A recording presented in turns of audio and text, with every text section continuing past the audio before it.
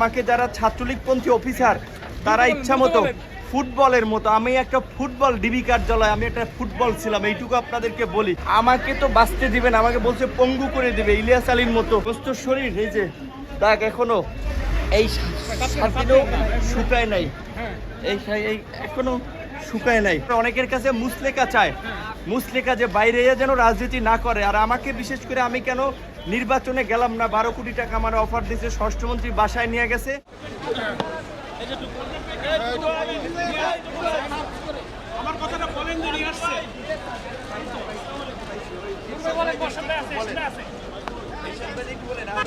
রিমান্ডে নিলে ব্যাপক চর্চা, ঝুলাইয়া গরু ছাগলের মতো ঝুলাইয়া কারেন্টের শক দেয় এবং সিনিয়র জুনিয়র নাই, চট থাপ্পড় গরুর মতো হাত পাও বাইন্দা পিটাইতেছে।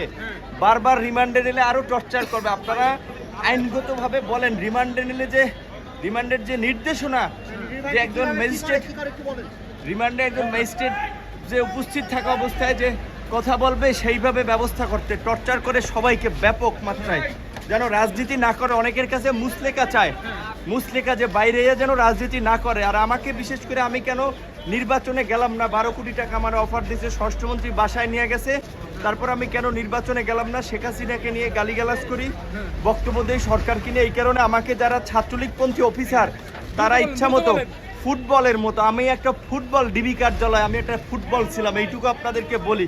এখনো যদি আমার সুস্থ শরীর, এই যে দাগ এখনো এই শার্টিনও শুকায় নাই, এই এখনো শুকায় নাই।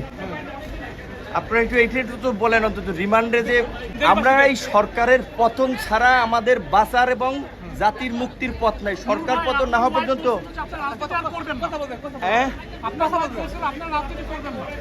আমাকে তো বাঁচতে দিবেন, আমাকে বলছে পঙ্গু করে দিবে ইলিয়াস আলীর মতো। যদি আমি ওদের আমাকে বলছে যে পঙ্গু করে দেবে, আমার মতো দু একজন নূর না থাকলে তাদের কিচ্ছু হবে না। আমি শুধু এইটুকু বলি যে আমার শারীরিক পরীক্ষা করার দরকার, চিকিৎসা করা দরকার। আমার ইনজেকশন পুশ করছে, এটি কি স্লো পয়জন?